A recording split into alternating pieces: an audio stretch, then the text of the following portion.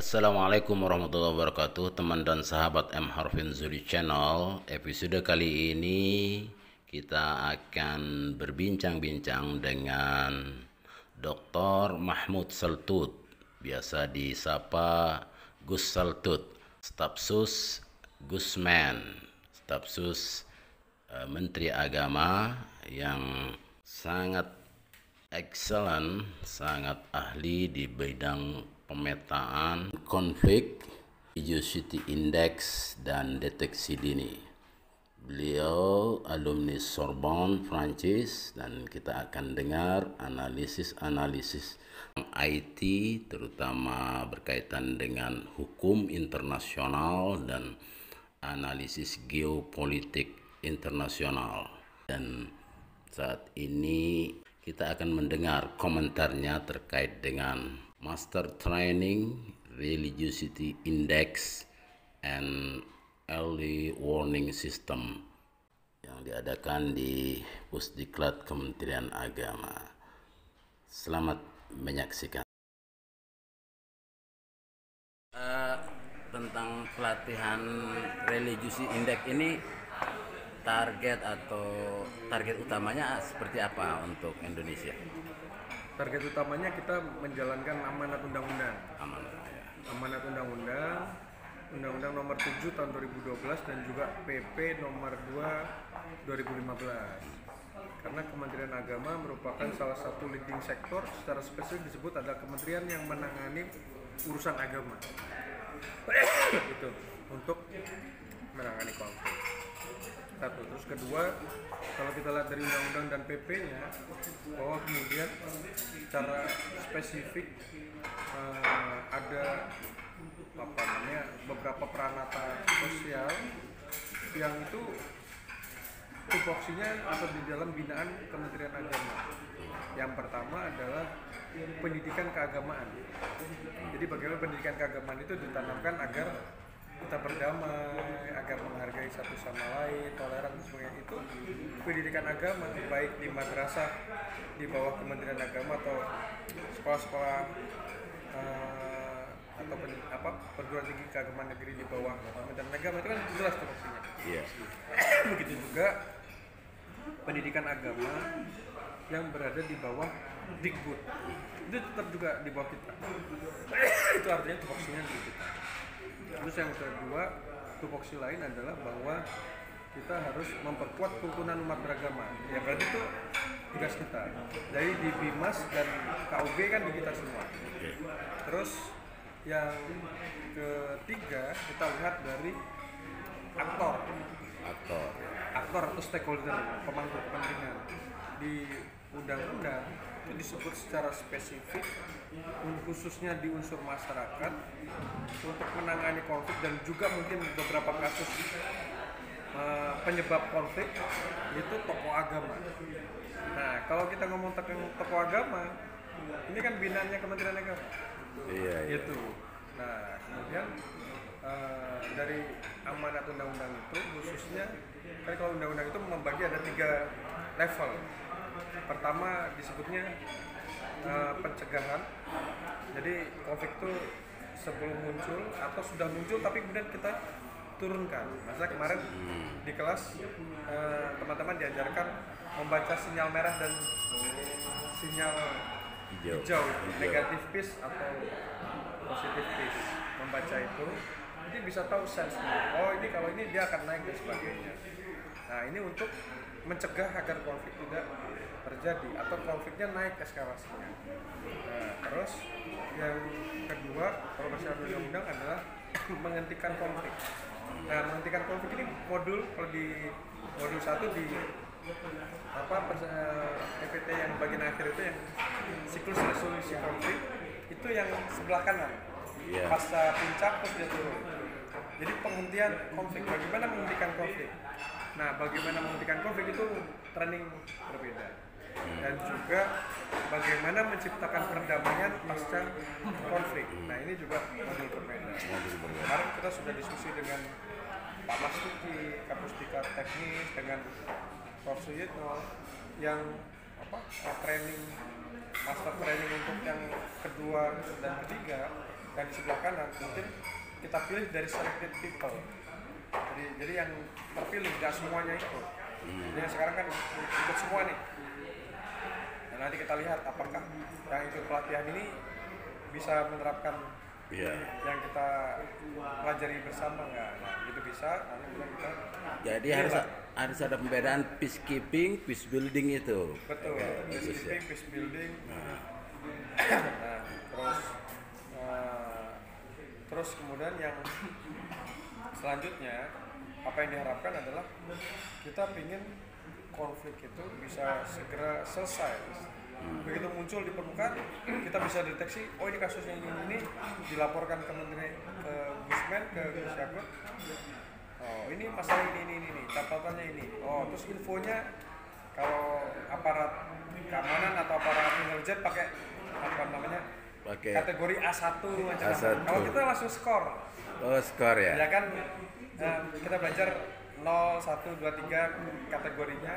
Kalau ada 4 kriteria, sumber informasinya gimana, kronologinya jelas atau tidak, terus kejelasan informasinya memenuhi 4W1H enggak, terus yang terakhir ada verifikasi atau validasi dari pihak lain. Kalau semua 4 kriteria bagus, skor sempurnanya adalah 12. Jadi kemudian kita bisa dapat melaporkan ke Gusmen atau mungkin Dirjen Bimas yang menangani ini.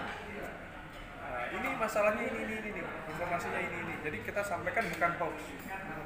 Nah, dan kita ingin bukan selain menyampaikan berita yang valid, kita juga menyampaikan informasi yang cepat dan tepat. Akurat ya. Ya, kalau bisa lebih cepat dibandingkan media atau juga netizen. Jadi media itu hanya tahu di Palu ada konflik begini-begini, tapi hanya dalam waktu kurang dari 6 jam selesai. Itu kan keren gitu. Nah, itu yang pengen dikehendaki. Nah kemudian kenapa kok mendesak harus segera dilakukan tahun ini, termasuk agak sedikit memaksa Kamil karena tahun depan kita masuk tahun politik. Iya. Eskalasi akan kencang. Eskalasi akan naik. Misalnya kemudian di situ ada orang yang kemarin saya sebut istilahnya konflikpreneur, pengusaha konflik. Bisnis konflik itu dia akan membuat ini di daerahnya cocok apa diusahakan konfliknya antar umat beragama, inter umat seagama, atau misalnya penolakan tempat ibadah dan sebagainya, atau konteks narasi kebangsaannya. Oh ini pakai isu separatis macam-macam kayak seperti di Papua, mungkin di Minahasa, Maluku, terus Bangka Belitung, ada beberapa wilayah isunya pakai isu separatis. Terus atau yang lainnya secara lebih nyata pakai politik identitas. Nah politik identitas secara sederhana adalah bagaimana ya para politisi menggunakan identitas kelompok, entah agama, etnis, suku, bahkan ormas ya, yang kemudian itu ditegaskan oleh Gus Yahya. Jangan kemudian begitu kampanye politik. Nah ini juga harapannya sangat besar. Jadi kemudian mudah-mudahan tahun 2023 ini semua aman terkendali. Kalau just in case kita harus prepare for the worst, bersiap untuk yang terburuk. Kalau terjadi kejadian, kita bisa tahu bahwa ini kasus ini tahu solusinya ya. Aktornya, kuncinya siapa, jejaringnya siapa, subclusternya siapa, kita tahu. Minimal tahu semua handlingnya gimana.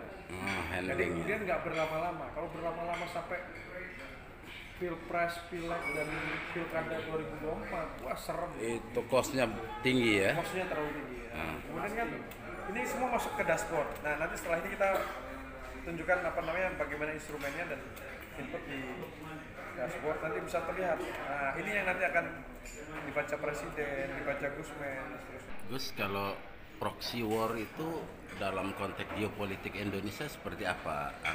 Kalau proxy war kan berarti perang antara ya? Iya. Perang antara itu pertama misalnya harus dilihat sebenarnya aktor utamanya siapa yang diperebutkan. Itu kalau secara geopolitik ada rumusnya. Geopolitik itu secara sederhana adalah pertarungan orang atau kelompok orang di suatu wilayah untuk memperebutkan kuasa atau kekuasaan. Itu apa definisinya. Terus yang kedua, biasanya yang diperebutkan itu terkait wilayahnya. Nah, wilayah itu harus diidentifikasi. Ada sumber daya apa? Air, sumber daya mungkin tambang atau apa, akses jalan, akses macam-macam, atau mungkin ngomong tentang penguasaan teknologi macam-macam. Secara geopolitik ya. Terus yang ketiga, kita ngomong tentang aktor-aktor. Nah, seringkali misalnya kemudian proxy war itu melihatnya adalah sebenarnya yang diperbutkan ini aktor utamanya. Nah, ini makanya kemudian kemarin kelas akademis itu, akademisi belajar network bisa ketahuan, oh ini jejaringnya ini. Nah, tapi kok pertarungannya di sini? Itu misalnya kayak kasus itu kajiannya Mas Alfon Angola itu ada blok migas.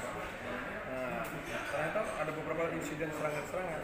Ini proksinya Cina sama proksinya Amerika. Jadi aktor utamanya di belakang. Kalau dalam kasus sekarang Ukraina Rusia itu bagaimana membacanya dalam konteks geopolitik Indonesia? Iya.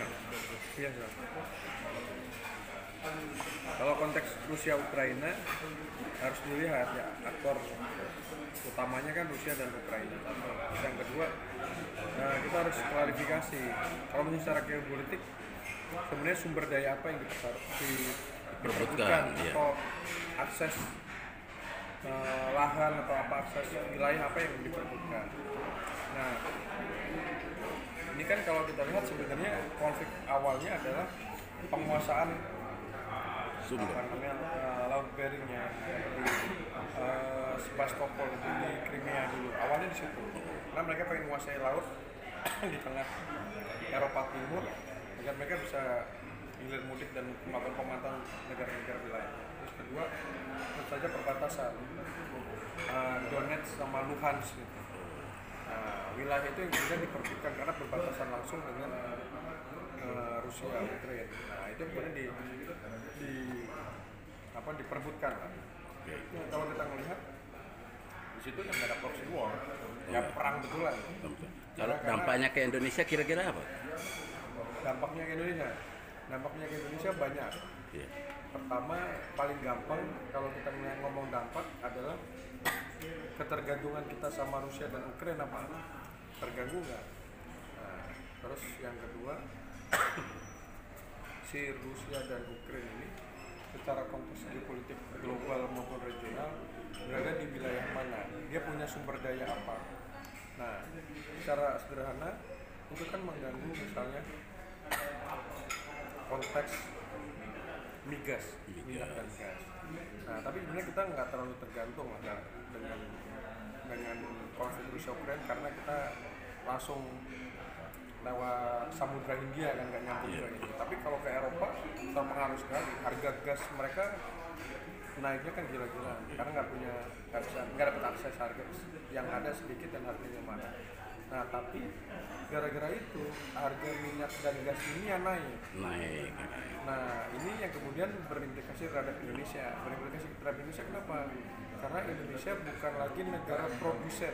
Iya, betul. Produsen migas. Kita sudah jadi negara konsumen. Negara importir. Nah, begitu kita impor dan harganya mahal, membebani keuangan negara. Dan di sana mudah-mudahan sih nggak terjadi inflasi macam-macam. Nah, terus yang lain apa? Konteks yang lain bahwa ada gandum macam-macam, pupuk, besi itu, dan kita cukup lumayan tergantung dengan Rusia maupun Ukraina. Harga Indomie mungkin naik macam-macam, tapi tidak terlalu signifikan. Ketiga ini saya menarik bahwa ternyata di konteks perang, kalau kita bisa baca position dengan tepat ini, kita bisa tahu peluang apa yang bisa kita mainkan. Nah, kita lihat ternyata bahwa negara-negara Eropa itu kan aliran gasnya stop atau terbatas. Nah, mereka tetap butuh energi kan untuk industri macam-macam. Nah, energi yang bisa ditransport mudah ke Eropa dengan harga murah pakai apa? Batu bara. Batu bara. Akhirnya batu bara kita laku keras.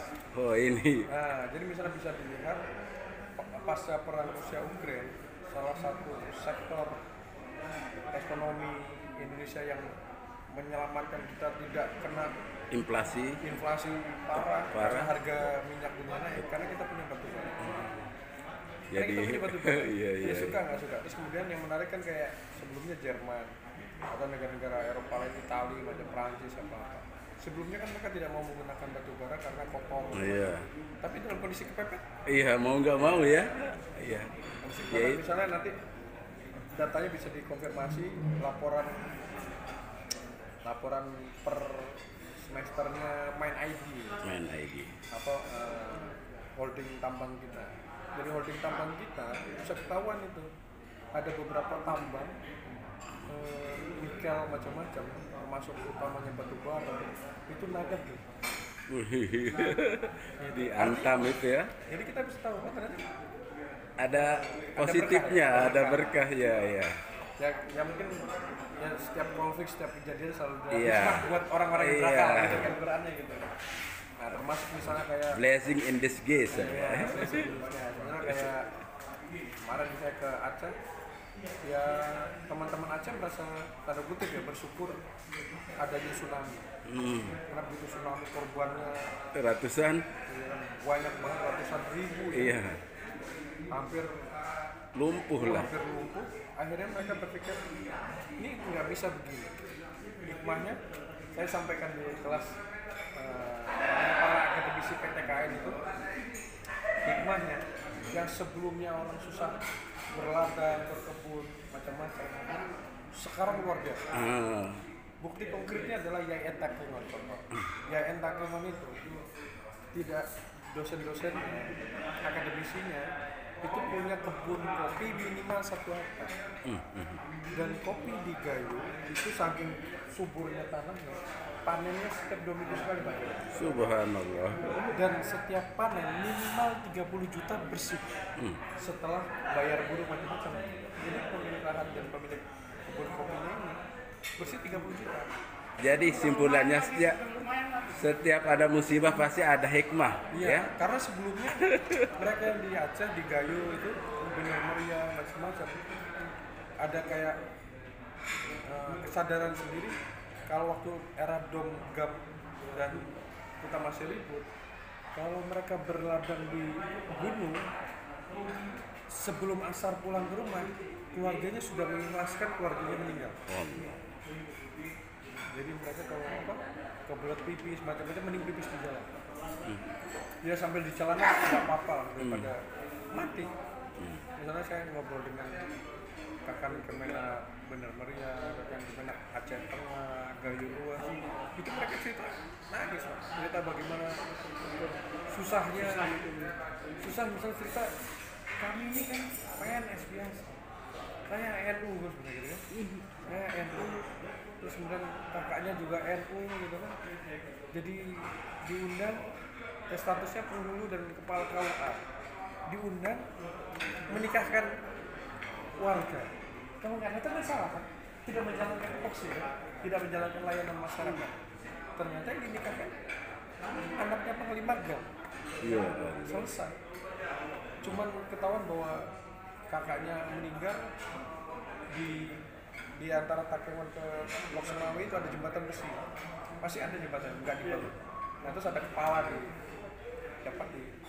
pembatasnya jembatannya. Tapi kakaknya meninggal. Terus adiknya juga sama. Itu cerita kan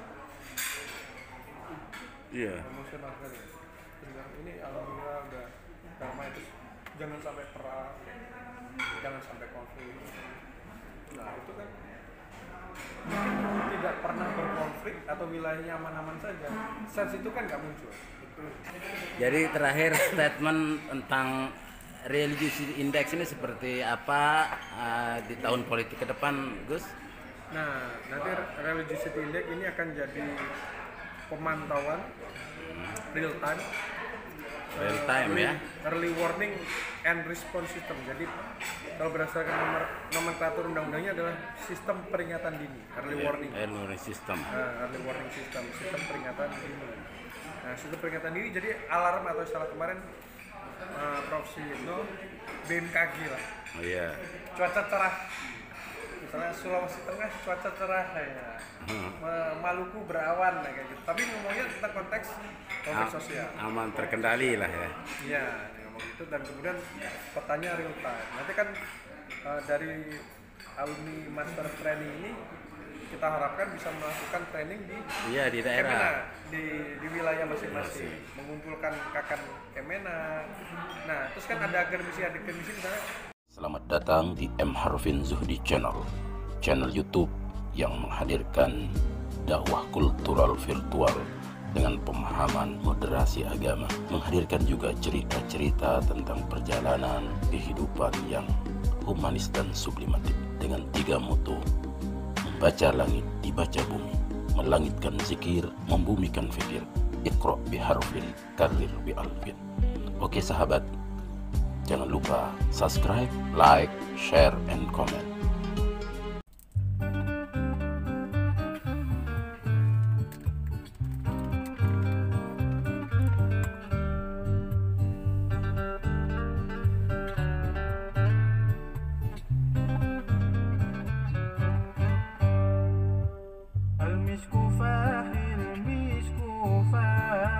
لما ذكرنا رسول